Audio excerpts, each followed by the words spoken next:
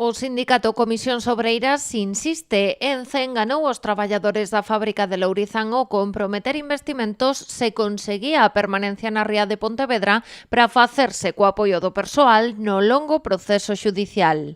Polo que se comprometeron os traballadores e as traballadoras de Pontevedra cando viñan maldadas para Ence. Aquí hai unha ausencia de compromiso por parte de Ence con esas inversións. Nos engañaron.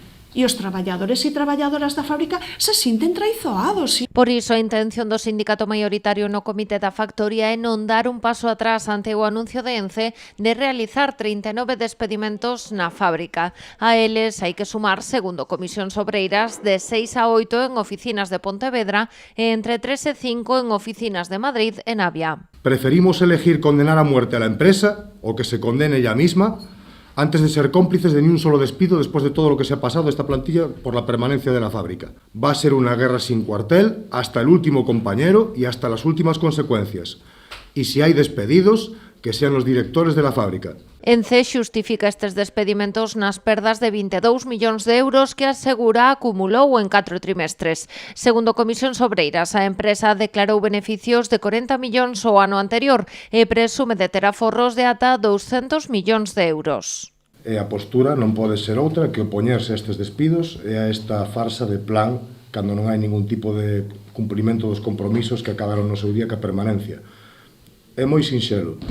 Se queren facer un despido colectivo, que sigan un cauce legal, que o xustifiquen como deban, ca mediación que deba, ca vía xudicial que deba, e peleaxaremos ata o último compañeiro. Nesta situación reclaman tamén a intervención da Xunta de Galicia e do Partido Popular. Ademais, acusan a empresa de intentar romper a unidade do persoal, pero os traballadores manterán o calendario de folgas con novas xornadas. A vindeira será o 21 de novembro.